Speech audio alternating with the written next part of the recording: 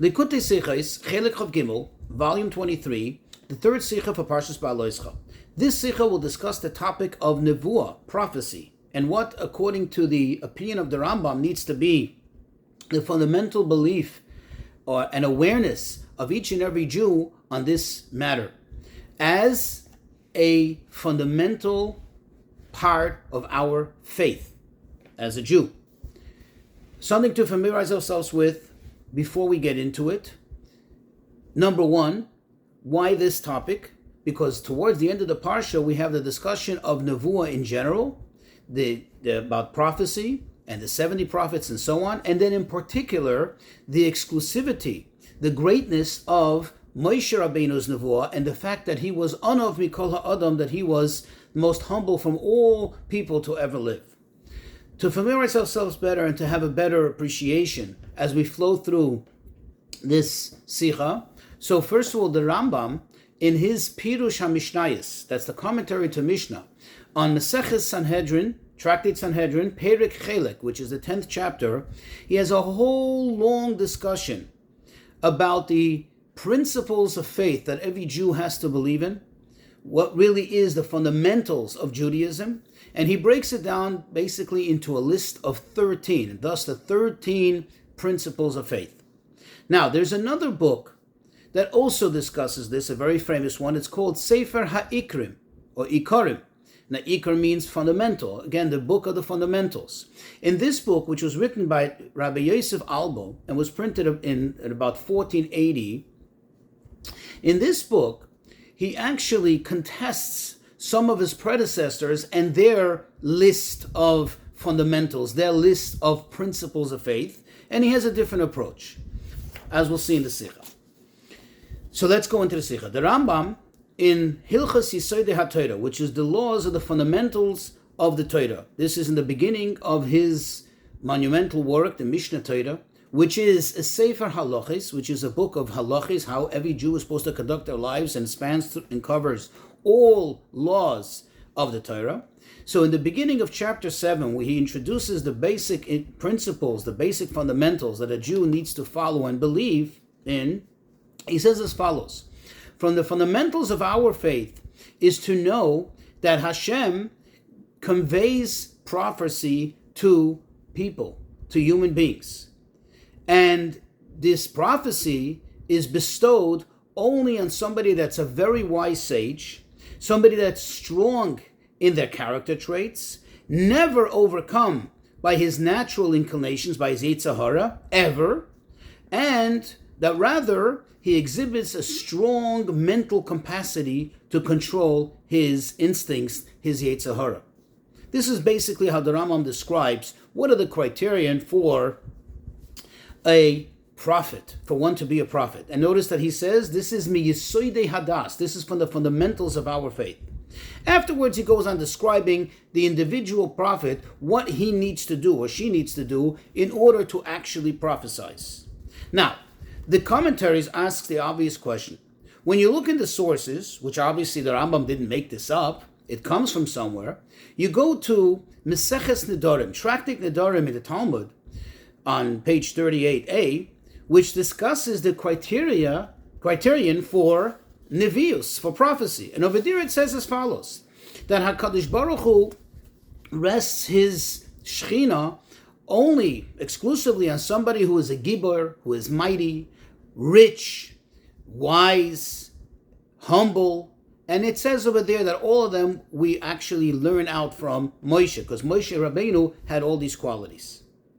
Now from this it comes out, if you read the Talmud, that when it says Gibor, when it says somebody mighty, it means literally, the physical sense, somebody who's strong physically. That's what's implied in the Talmud. And when it says rich, it doesn't mean rich in mitzvahs, it means literally rich. So the question now becomes, ask these commentaries, why is it that the Rambam doesn't mention anything about being rich, doesn't mention anything about being a strong, healthy person, and also doesn't even mention this criterion of being humble, which, at least, if you think about it, that's what Moshe Rabbeinu has. We have a very clear source for it in our parsha. Now, the only thing he does really seem to mention is the idea of being strong, of being mighty, but more in a metaphoric sense, in a symbolic sense, when he says that one is able to be stronger than his inclinations. But he doesn't quote it, he doesn't list the things that the Talmud lists. Now, there are those commentaries that try to explain as follows. That saying in the Talmud of Rabbi Yochanan, in the tractate Nedarim, which we just quoted, that we must say that the Rambam holds that is not the halacha, meaning he doesn't paskin sol halacha. And therefore, in order to be a Navi, in order to have prophecy, one need not be rich or mighty, very extremely strong physically, and so on. And we have a proof. The fact is that there were, if you look through the history, there were many prophets that were not strong at all, and certainly were not rich. In fact, there's a story quoted in several places in the Talmud, for example, in Sanhedrin, in Saita, that the Gemara tells us a story that once the sages were sitting and they heard a heavenly voice which said, quote, "There is one here, there is a person amongst you who is fit that the Shekhinah should rest on him, just like Moshe Rabbeinu.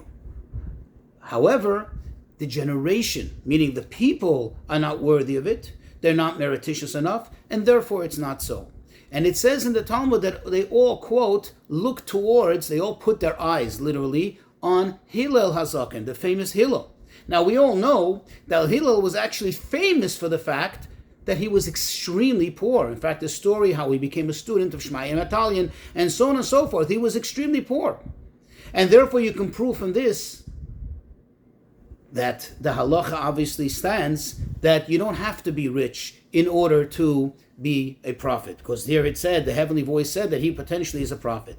But still the question remains, okay, you don't have to be rich, you don't have to be strong and mighty physically, but still the idea of being humble seems to fit very much as a virtuous thing to have, as a virtuous character trait to have, in order to be a prophet, in order to be that person through whom Hashem transmits his messages. Why didn't the Rambam quote it? And in fact, if you look at our Parsha, as I mentioned before, it seems that when the Torah speaks about the exclusivity, the greatness of Moshe Rabbeinu's prophecy, it first prefaces it by saying, "Va'ish Moshe anav mi'od mikol ha'adam asher pnei adama," that Moshe Rabbeinu was the most humble of all men living on the face of the earth, and then it continues saying, here it is, his prophecy is unsurpassed, is unmatched by any other prophets. Why didn't the Rambam quote this, at least as one of in the list, the short list that he has, of the criterion for a prophet? The answer in all this explanation is as follows. In the 13 principles that the Rambam writes, what does he write in the sixth one of these principles? The sixth principle he writes, quote, and it is that a person must know that there are amongst the human beings some select individuals who have they naturally have this great refined character and a great wholeness that it makes them fit. It makes their souls are fit, that they are able to receive, to the form of that they're able to receive the intellect, that they have such a great fit spiritual pureness that they're able to accept this intellect. And afterwards he explains that the human intellect cleaves to the active intellect. That means this person who's so refined, who has this natural disposition of being on such a high refined level, and that this human intellect cleaves to the active intellect, meaning the intellect of Hashem, so to speak, and it emanates lofty emanations to him, thus the idea of the prophecy. And then Rambam concludes, this is what prophecy is, this is what the prophets basically experience. Now, it's obvious that the Rambam is not here to tell us a story. The Rambam is not just about, describing to us very interesting facts, FYIs about Nevuah, but rather, as this is the list, according to the Rambam, of the principles, the fundamentals of our faith, he's telling us what we, quote, need to know. As he says, man needs to know that this exists, meaning that it's not enough, it's not sufficient in the 13 principles of faith to just know in general that there's such a concept of prophecy, that we have to believe in it, but rather we have to know the manner or the status of the nevuah, what it is, exactly how it is. And therefore the Rambam tells us that this is connected to the da'as, to the intellect, to the knowledge of the person, the knowledge of the prophet, that then his da'as connects to the da'as, so to speak, of Hashem, of the lofty presence, and that becomes the da'as of the Navi. And as he describes, that when the Navi actually experiences prophecy, then all his limbs, his entire body becomes weak, and he kind of starts to have like an out-of-body experience, in the sense that he doesn't feel his body anymore, meaning his body is no longer there as a distraction, as a distortion, and he connects purely to his mind, where through his mind is being channeled in nevuah. And according to this, we can appreciate and understand why the Rambam lists the criteria that he lists and not more. In other words, we can answer the question. Because all these things that he lists, they are connected to the fundamentals of what we need to know what prophecy is all about. The bottom line? That it's connected to his das. And that's why he explained. In other words, the Rambam is not out to teach us he's not out to list, his objective is not to list to us all the criteria that a Navi has to possess, but rather to tell us what we need to know in terms of the fundamental of our faith, the principles of our emunah, the ikrim, as he calls it, what it is that we need to know about the Nevuah. And that is how the Navi, how the prophet experiences prophecy. Not to tell us what he needs to be as an individual, that he needs to be strong, that he needs to be rich, that he needs to be humble. Not that. Just to tell us what happens. What is the fundamental? What is really the most crucial that we need to know in terms of prophecy? And that is that it's connected to his mind, and that it channels through his mind. And therefore, what we need to know is that he has to have optimal intellect, the purest optimal intellect, and most optimal character. That's what counts. And according to this, we'll also understand and appreciate another wonderful thing. The Sefer HaIkrim, which we introduced in the introduction, he explains why, according to his opinion, meaning the Sefer HaIkrim's opinion, Torah min hashamayim is an ikar, meaning knowing that the Torah comes from heaven, comes directly from Hashem, Torah is divine, that is a fundamental and a principle according to the Ikrim.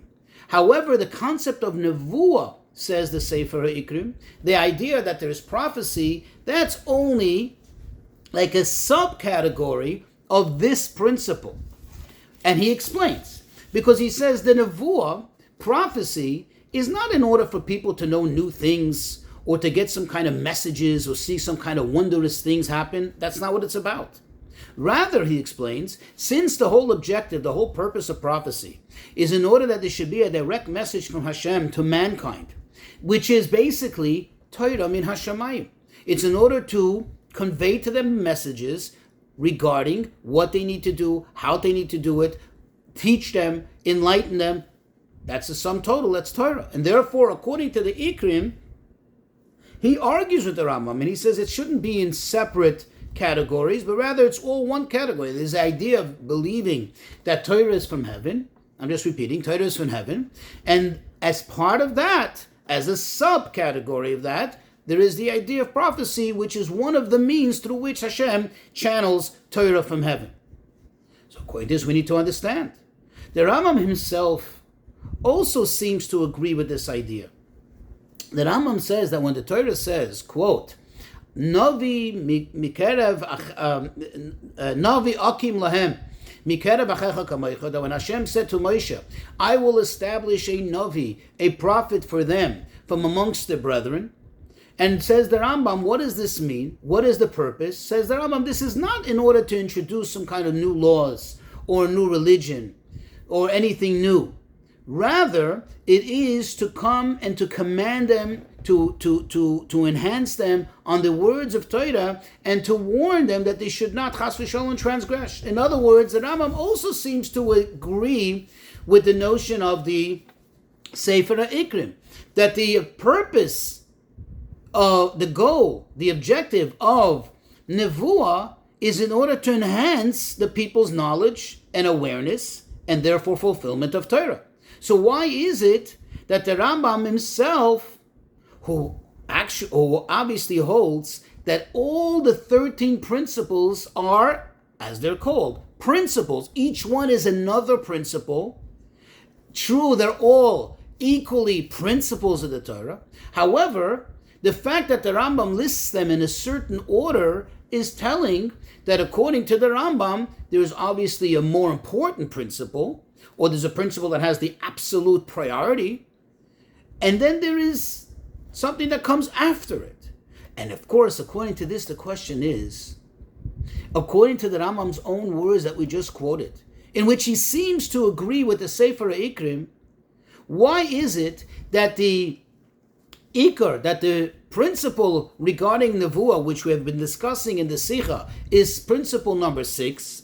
Principle number 7 is regarding Moshe Rabbeinu's Nevuah, that is the top Nevuah, the top prophecy. And only after that does he discuss the principles regarding the Torah, that Torah is from Sinai, that Torah is from HaKadosh Baruch Hu, from Hashem, and that and another principle, the Torah will never ever be changed, that it's always going to be the same Torah. Torah is what it is, and it will never be altered in any way. Why? If the Rambam agrees in the idea that the Ikrim writes, then if anything, first he should have discussed Torah, and then, as another principle, he should have mentioned the idea of prophecy. But here we see no. First he discusses prophecy as a principle, which seems to put it earlier in the line of importance, of priority. Only afterwards does he discuss the principle of Torah. And another question.